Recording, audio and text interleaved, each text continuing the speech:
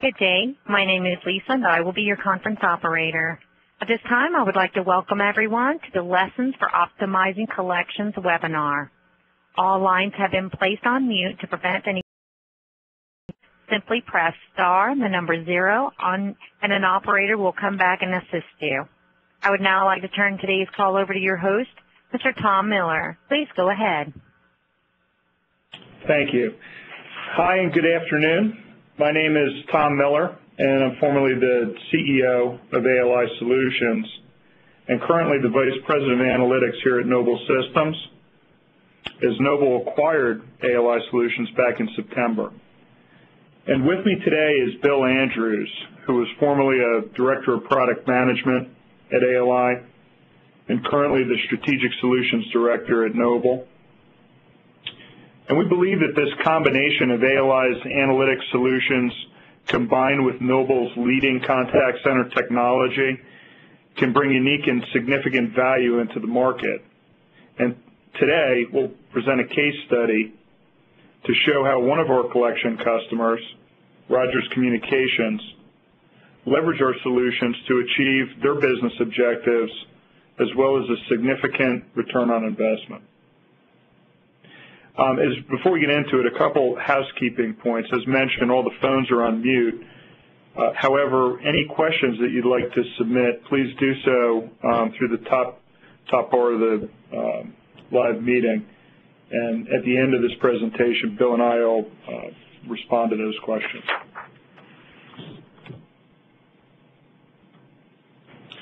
As many of you know, the challenges in today's contact center really seem never-ending. And certainly one, if not the largest challenge facing every contact center today is simply the fact that people don't answer the phone like they used to. And if you really think about it, that one issue has in turn created a whole waterfall of other challenges and opportunities that range from how you set dialing intensity to how you leverage data and analytics to better understand your delinquent customers, and then set the right strategies and policies, and then the obvious impact and issues that are associated with today's regulatory environment.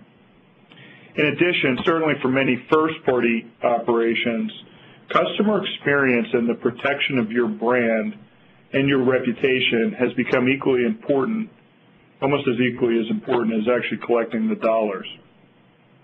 So the bottom line is you have to find ways to increase and maximize the productivity rate of your agents, and you have to find a way to make every single customer contact count.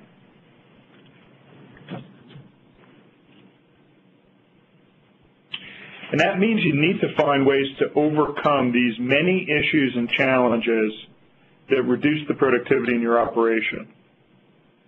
Targeting the right customers to call, making sure you are taking advantage of the right level of resources at the right time of day, and making sure that your dialer continues to dial throughout the day are all key components of that.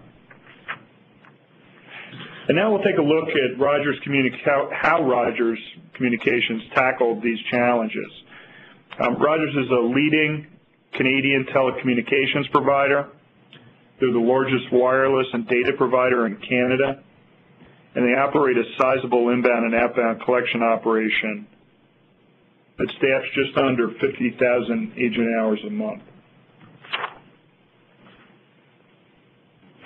In March of 2011, Rogers undertook an initiative to improve the productivity of their collection staff and to simplify their outbound dialing process. In order to benefit from increased right-party contacts, reduced agent idle time, and an improvement in their overall customer experience. Bill Andrews will now lead you through the objectives, approach, and results associated with that Rogers initiative.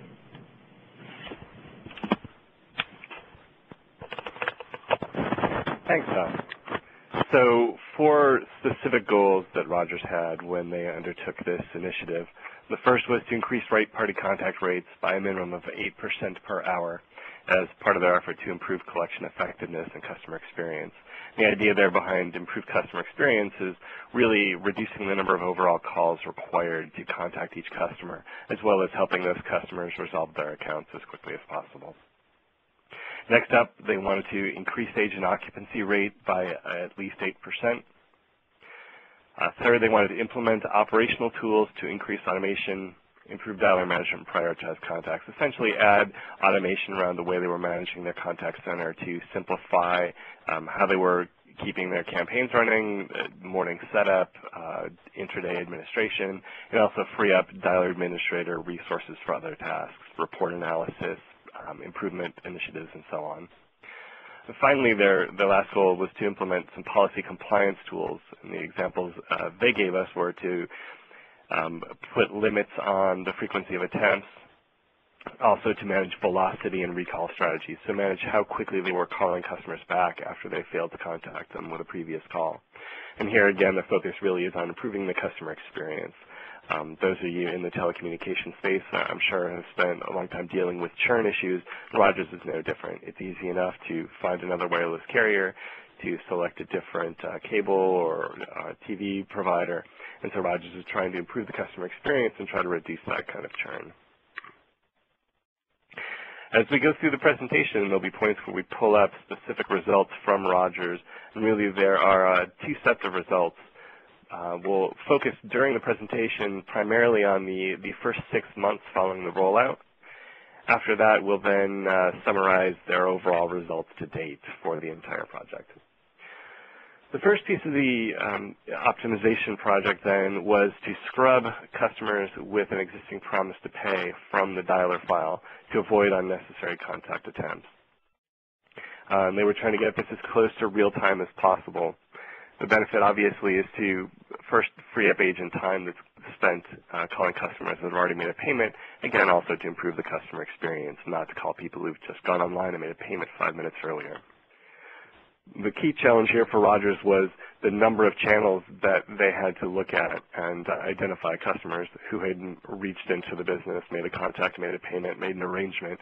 They had outbound IVR campaigns that were executed independently from the dialer, inbound calls directly into the contact center. They have customers going into a dealer, a third-party reseller where they might make a payment. Also, customers hitting their website. In addition, they have a number of outsources that they use for collection activity. And so it was necessary for them to reach across all those channels, identify customers who had called in, who had resolved their account, who no longer needed that outbound call, and then make sure that they got those customers removed from the dialer file as quickly as possible. The results for Rogers then, they quantified in terms of the number of dollars saved based on the number of agent hours that were freed up, not making unnecessary contacts.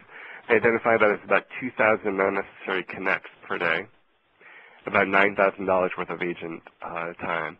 Annualized over the course of the year, that's well over $2 million saved simply by getting those records removed from the file. And again, that's strictly in terms of the cost savings for the business.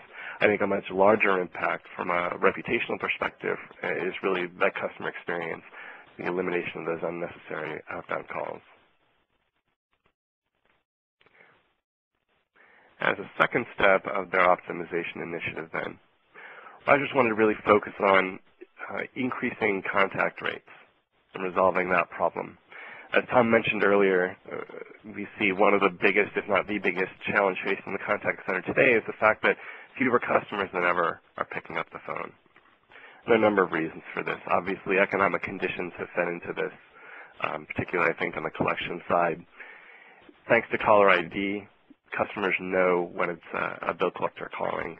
They don't have funds to make a payment. They don't see any point in answering that call. Another huge factor has been increased use of the web. We have an entire generation now that's become accustomed to handling their business affairs over the internet, whether that's simply going on a website, making a payment, checking the status of their account, whether it's online chat with an agent, whatever it is, they don't like to use the telephone to resolve those issues if they don't have to. The final point here, limits on calling cell phones with dialers. We'll see some statistics on this later in the presentation, but I think one of the most compelling ones for me is that now more than half of adults in the 18 to 34 age range now live in a household with no landline, with only a cell phone. And as regulation in the U.S. is still trying to cope with this and determine how we can call cell phones, when we can call them, what the limits should be, it's made it increasingly challenging on the collection side to generate contacts and to reach customers. Interestingly, our experience overseas has been very different. When we work with clients outside North America, we find that it's often much easier to contact customers because they have that cell phone, because they have it with them at all times. I think, the fact that we're held back from that same kind of outbound contact effort here in the U.S. is really holding back collections and really impacting business results. But there are still customers out there who will answer the phone, whether that's on a landline or a cell phone. We talk a lot at Noble about getting there first, getting to those customers while they still have money in their wallets, whether that's because they've just gotten paid, they haven't had a chance to spend that money yet, whether it's because we're the first collector in line, we've established and maintained a relationship with that customer. Regardless of what it is, we need to get there as quickly as possible, and that's where generating that contact as early as possible in the delinquent cycle is critical. Finally, we want to try to keep finding them as customer behavior and the environment keep changing. And so Rogers has been able to solve this problem using the predictive analytics that are incorporated into the Noble IQ Call-Tech solution. These are scorecards, models that predict customer behavior, and they do that based on two main data sources. First, an extensive database of call history that the software builds and maintains. So establishing contact patterns, or as well as patterns where we fail to contact customers calling at certain times in the past, allows us to predict future contactability for those same customers. Additionally, the information that's included in the outbound contact list for the day gives us other data elements that we can use to predict both the probability of contacting someone and also the probability of successfully resolving their account once we do. So Call-Tech first generates these models on a monthly basis, and you can see from the image at the bottom how the models are rebuilt from scratch each month. We're reviewing all the most recent history, looking primarily at the last 60 days worth of history, generating a new set of scorecards to predict future behavior, response rates, contact rates, and so on. Once we've generated those probabilities, Call-Tech then allows the user to assign a specific objective, a specific measure of value for each customer in a campaign, and maximize not just the number of contacts generated, but the value of the contacts that are generated. In other words, we may decide that the balance due on an account is the most important factor, and that the more money that's due, the higher the balance, the more important it is to contact that customer. Call-Tech will combine that with the contact probabilities to generate the optimal schedule, one that maximizes the value of each call made. In addition, Call-Tech matches that schedule, those contact probabilities and the value with the number of agents available. No one really needs software to tell them that there are certain hours of the day that are best for calling, that if you can call everyone the first hour in the morning before they leave for work, and then call them again a few times in the evening when they get home, those are typically your best times to call. The problem is it's very difficult to staff a contact center in that way, to have everyone come in for a couple of hours in the morning, complete a bunch of calls, and then go home until after dinner and come back. Instead, what we typically see is overlapping staffing patterns so that maximum outbound agents are available in the middle of the afternoon when it's typically most challenging to generate contacts. And so on a day-to-day basis, Call-Tech's job is to really match those the schedule to the agents that are available to make outbound phone calls.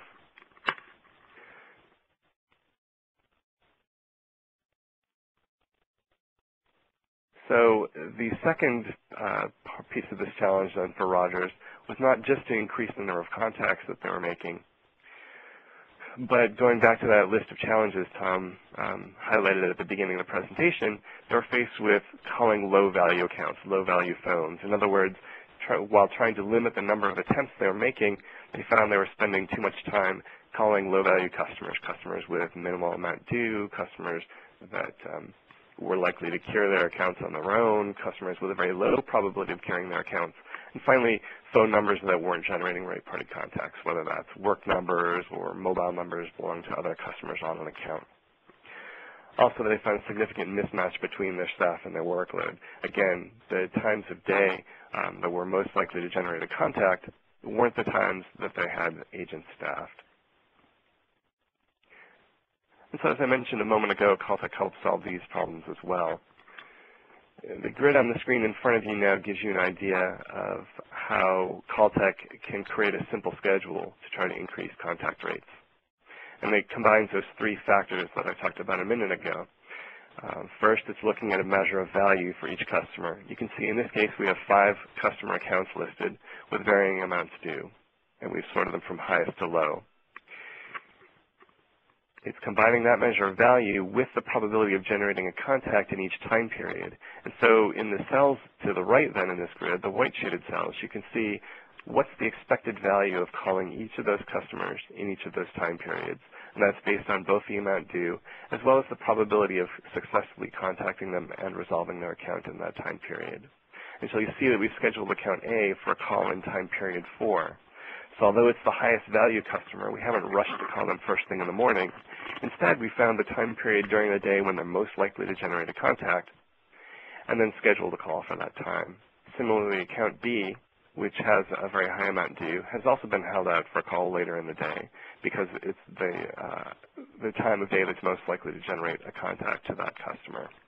And so by looking at each customer individually, then building the schedule that maximizes performance over the entire campaign, the entire pool of accounts, Caltech was allowed and continues to allow Rogers to maximize the benefit of each call made, maximize the value of each of those calls, and increase agent productivity overall. So then looking at the results they saw,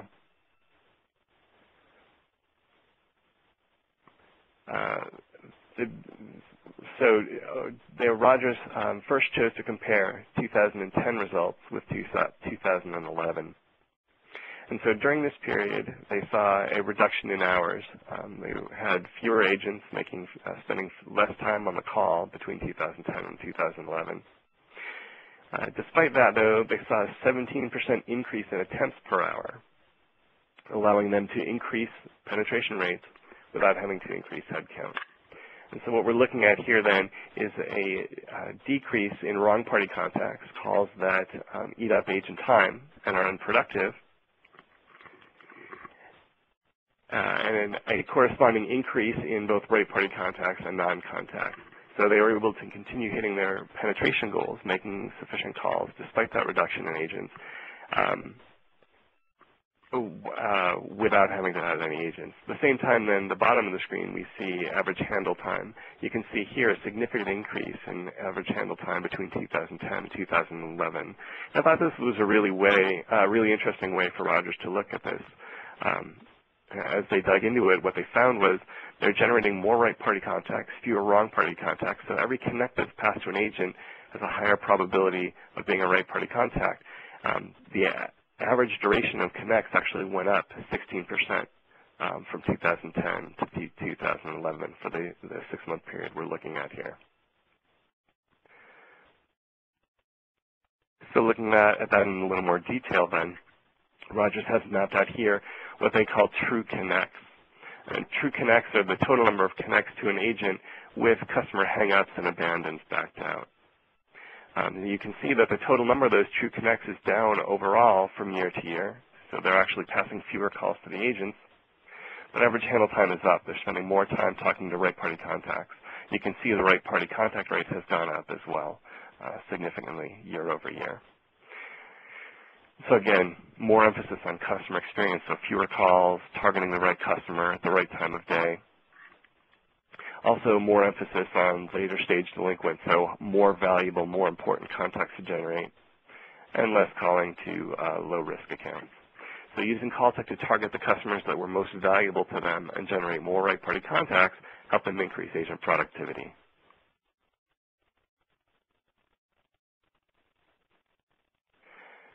Next, we're going to look at a separate set of objectives that Rogers had. So we've been focused so far really on increasing agent productivity, specifically in terms of generating more contacts and more high-value contacts. Separately, a key focus for Rogers as part of this initiative was to reduce idle time, increase agent utilization or occupancy, make sure that agents are spending more of their time on the phone, not waiting between phone calls, not waiting between campaigns, not wasting time on wrong party contacts. And they were really looking to our on-queue application to help them solve that problem. Three main areas they were looking at: agent efficiency, I've just touched on. Second one, compliance control. So finding ways to better manage the customer experience, make sure they're not over-dialing customers, make sure they're not violating any limitations, regulations, and so on. A few points they called out under there. First, they wanted to automate policy management to ensure compliance. They didn't want to rely on dialer administrators to manage the number of passes they were made each day, to remember which phone strategy to implement at each time, to remember how many passes they could make on each list. They wanted to be able to automate all of that, review it, set it up, schedule it, and then forget about it. Second, they wanted to limit those extreme rules only to the records that were required. I'm sure you've all run into the state-specific laws here in the U.S., and there's some very similar province-specific laws in Canada. So here in the U.S., we're limited to the number of calls we can make to customers in New York City, in Massachusetts, in Oregon at specific numbers, and so on. They're looking to limit the application of those laws, those limitations, only to the accounts that really required it, not having to take larger pools of accounts and apply those limitations across the board. The last one here then, really they wanted to deploy this with zero administrative effort and full reporting capability. So to be able to track exactly what was happening with each customer and the history of the calls made to each one. Finally, more strategic phone management. The ability to use local phone numbers to outpulse that on ANI. So when customers look at their caller ID, they're seeing a local number rather than simply a toll-free number. Rogers, as many banks here in the U.S. have done, and other businesses as well, have a pool of phone numbers in cities, metropolitan areas where they have high concentrations of customers, and then they can use those numbers and display them on caller ID. And some of the strategies that are being deployed at Rogers and other customers is to refresh that phone number bank periodically, so every 6 to 12 months, obtain a new set of phone numbers and be able to rotate them out. Maybe more importantly, to change the phone number for each call attempt daily. So in some cases that means putting a toll-free number up today, putting a local number up tomorrow, maybe a different local number up the day after. In other cases, it can mean cycling through the phone number, the area code that's displayed call by call on the same day. So when we call the home number in the morning, we're displaying one one value in the customer's caller ID. The next call of the day to the work number in the afternoon, maybe we're putting up a toll-free number. The third call later in the day to the cell number, we're putting up yet another number. So showing them different numbers, hoping to get them to pick up one. And our customers who deployed strategies like that have seen significantly higher contact rates overall as a result. More generally, I think, one of the challenges for Rogers was simply managing crises in the contact center. And again, as I like to say, dialer management is crisis management. No 2 days are alike, but something's always going to break. Lists may run out, files may be late, centers may close for weather or network issues, inbound volumes spike, and that cuts into the number of agents we have available for outbound calls. Strategies change midday. It seems like somebody's always got some new strategy, some new test they need deployed, and of course it has to be done 10 minutes ago so we can see the result. So one of the things Rogers was looking to do then was minimize or eliminate downtime in that chaotic, challenging environment.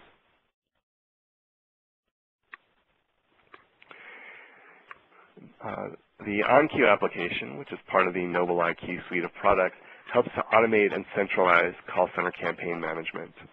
And so as you can see here, administrators are able to schedule campaigns by hour of day, by day of week, and continual recycling lists as long as there are any accounts available. So it's not necessary to stop at the end of one campaign, move to the next one.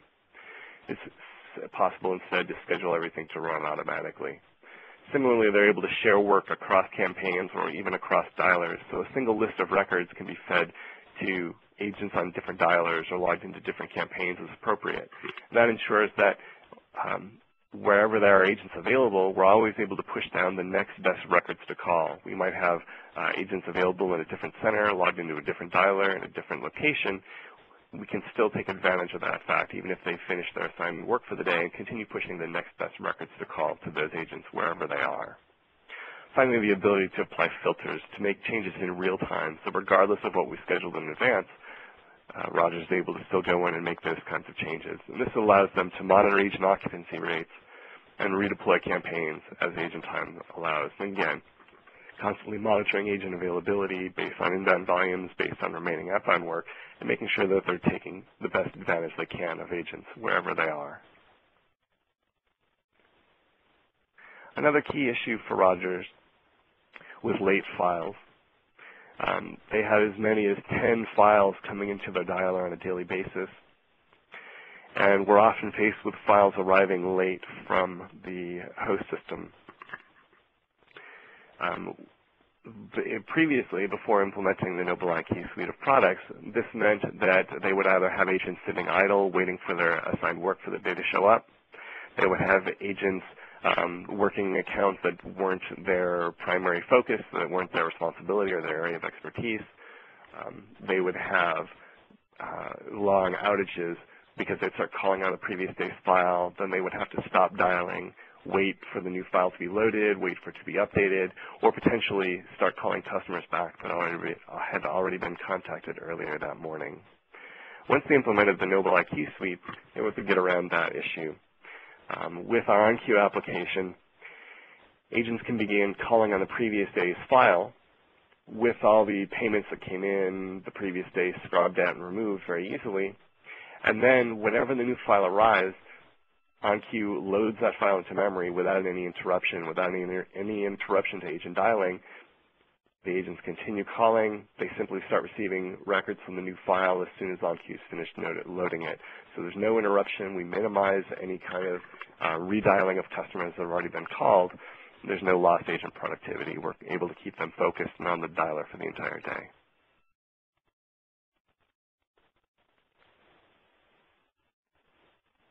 Looking then kind of at a high-level image of the environment, you can see OnQ sitting above multiple dialers, multiple centers, including even in an outsourced location, and pushing records down to those dialers seamlessly.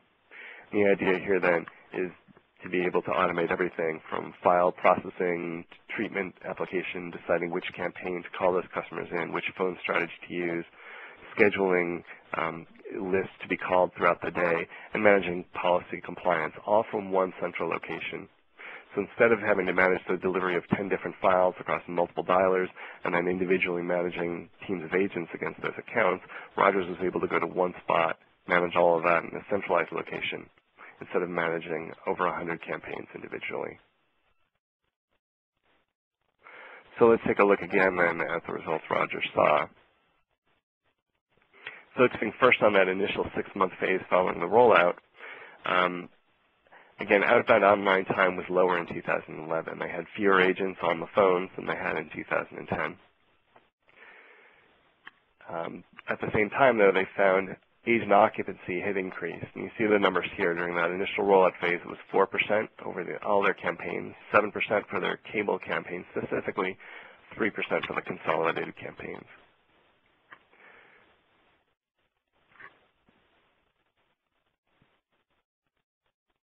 Let's take a look next at one final challenge that they had identified, and that was improving that customer experience and managing compliance. So really two sides to that. First, reducing the risk of violating any kind of policy, regulation, laws that limit the number of calls they can make, and also looking at the same thing in a more positive sense, improving the customer experience, reducing those unnecessary, unwanted, unneeded calls, and making sure that they're focusing on calling the right customer at the right time and helping them resolve their accounts.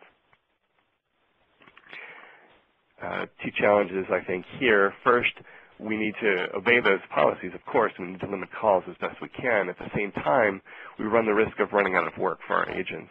When we're calling at very high penetration levels, if we make too many phone calls too early in the day, it's very easy to run out of work before that evening prime time hits and then miss those prime opportunities to contact customers. So Rogers was looking for a way to comply with those limitations and still keep campaigns running efficiently. Looking for a minute more closely at the regulatory compliance issues, federal regulations are really challenging enough, as it calls out here. You can see the number of lawsuits that were filed in 2010 and 2011, more than 10,000 in both years. We're on track to exceed that number again in 2012. I mentioned earlier some of those cell phone statistics. every collections operation is struggling with cell phone regulation. I've talked with some banks that have gone so far as to stop calling cell phones completely on dialer, whether they have consent or not, regardless, and actually switch to manual dialing for cell phones. I think that's fairly extreme interpretation of what the law requires, but still we see the full range from little or no effort to comply with what I think is kind of an overreaction in that case. But you can understand why this is such a key area of focus for these businesses. 1 in 3 adults live in a household with only a cell phone today. And that number jumps to 1 in 2 in that 18 to 34-year-old demographic. So customers that are young, that are just starting out, that are still trying to establish that their credit habits, as well as customers in poverty and lower income brackets have a similar level of cell phone penetration. So those people that we find most often showing up in collections files are also the people that we're most challenged in reaching because of cell phone regulations. I mentioned earlier also some location-specific limits on the number of calls we can make. Oregon limits calls to place of employment. New York City limits calls to twice a week. So it's those kinds of unique limitations, ones that vary call by call, depending on whether I'm calling the cell phone, the work phone, the home phone, that depend on the location. Where am I calling someone who lives in Oregon? Am I calling someone in New York City? Even more challenging, am I calling someone who lives in New York City but still has a California area code on their cell phone? How exactly do I treat those? What we're finding is that creditor legal departments are mandating fewer contact attempts to avoid lawsuits. Over the years that I've been with ALI and now with Noble, I've had many conversations with customers about limiting the number of calls that they want to make. But I think what we're seeing now is finally people are getting really serious about this. We're seeing businesses who in the past have made as many as 15 calls per day per customer and sometimes exceeded even that number, now talking about how can we cut that number down, how can we get it to 5, 4, 3 calls per customer per day, or applying limits on number of calls per phone number as well. I think what's driving that really is reputational risk. It's so easy to spread bad stories, negative stories about a business today on the internet, over social media, that these businesses are really looking at that over anything else. It's not the amount that it costs to settle a single lawsuit. It's what's the overall reputational risk in the future from even just one negative incident. Finally, we expect this regulatory environment to remain volatile for the foreseeable future. I think that following November's election results, we can expect the CFPB to get more forceful in its enforcement of policies, and we can expect that to mean more investigation, more emphasis on consumer rights, and ultimately more limits on how aggressive collectors can be in trying to resolve debts.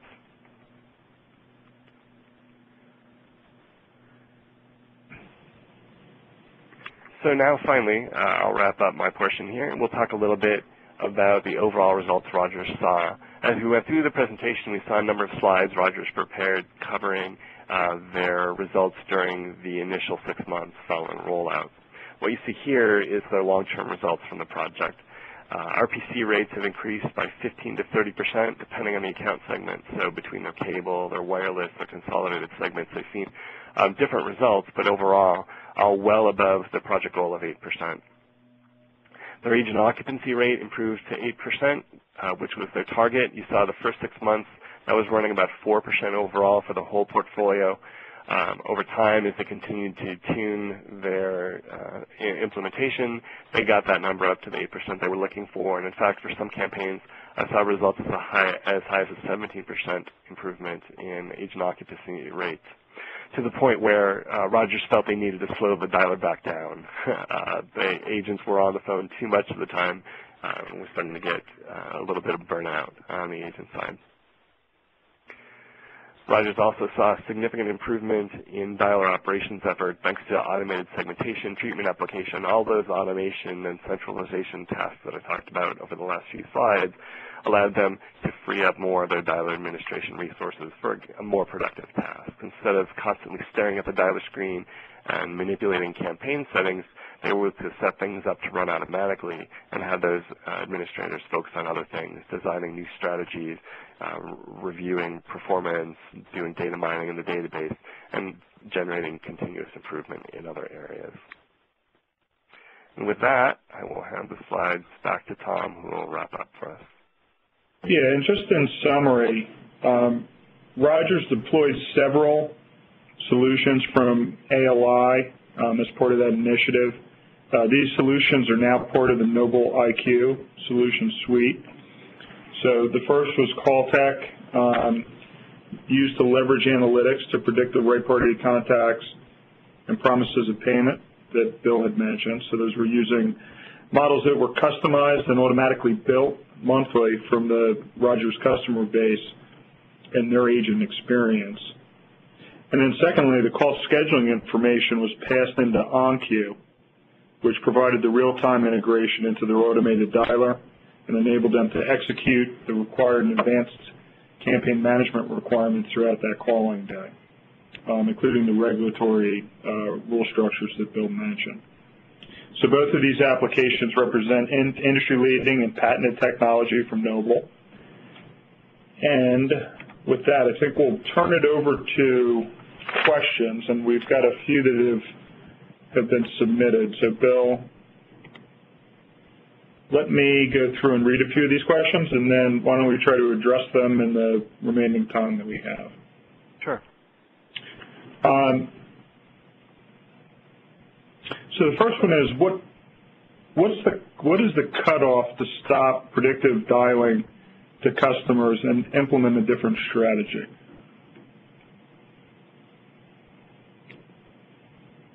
So I think one of the interesting things with Calltech is it allows you to make customer-level decisions about things rather than having to have a hard and fast cutoff. And what I mean by that is Calltech is rescoring records every day. It's evaluating all the most recent history and constantly comparing those records to all the other records in a file.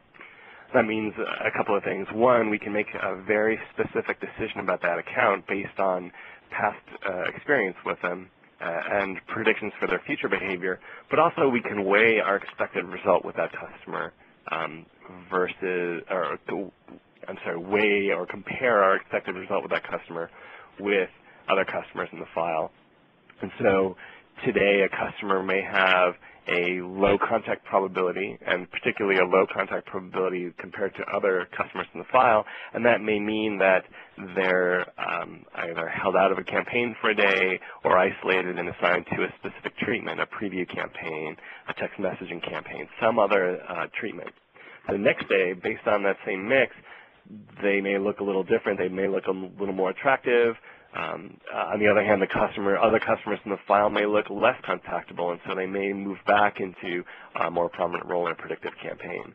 And so because it's constantly evaluating the entire file, all of the customers, we're able to really make very specific decisions based on everything we know about that customer, all the most recent history, and again, make a better decision about them in the context of that day's mix of records.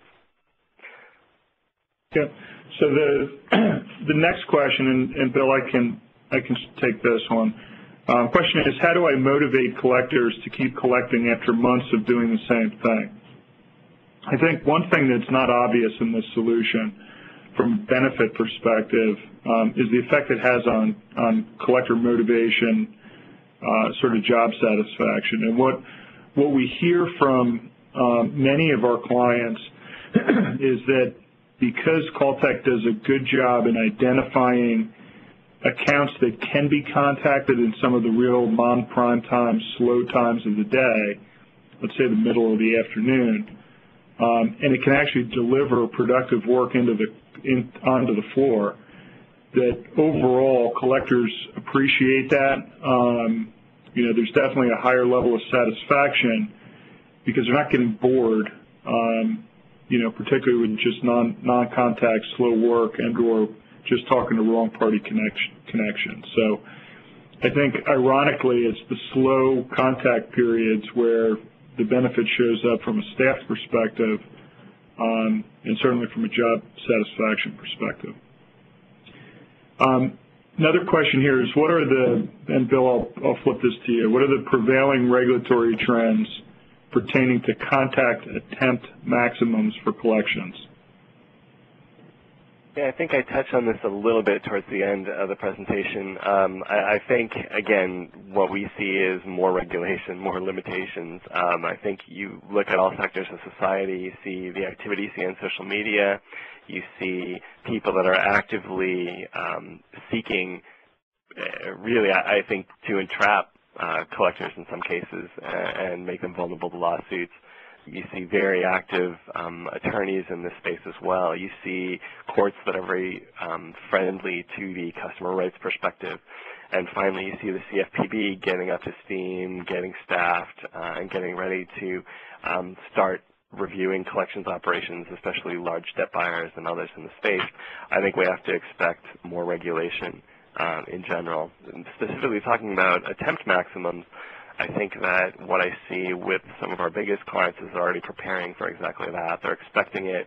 They're trying to get out in front of it. They are looking at numbers like 3, 4, 5 attempts per day. I've been working with one customer recently who's going from a limit of 4 or 5 calls per phone number per record per day to a total of 4 or 5 calls per account per day. So if they've got 3, 4 phone numbers, they may be calling 12, 15, 16 times a day right now.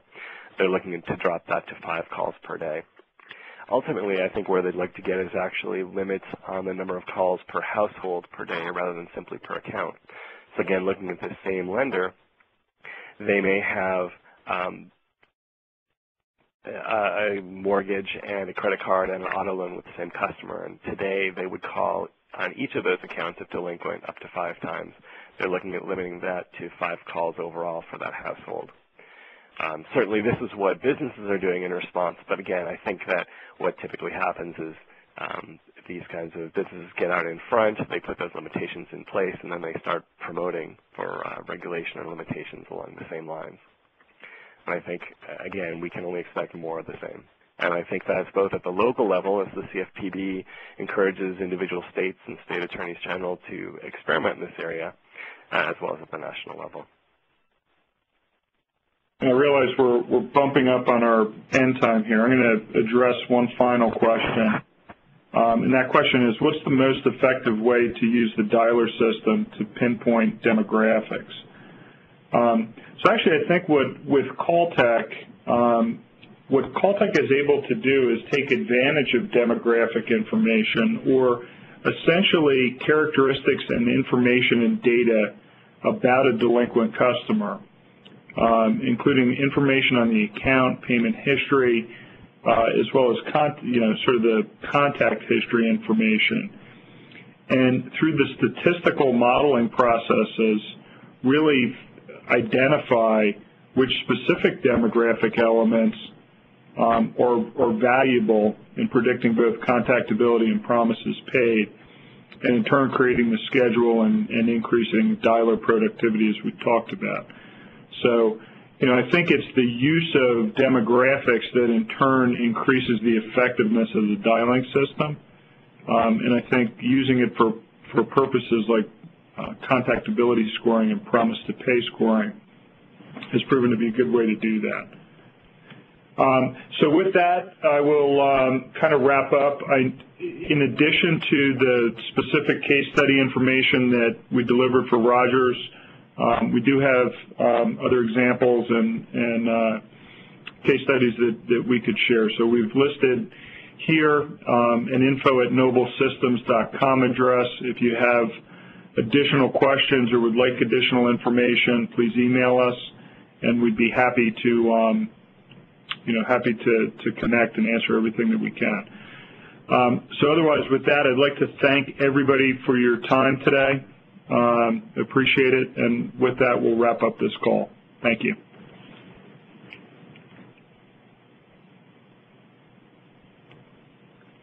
And this concludes today's conference. You may now disconnect.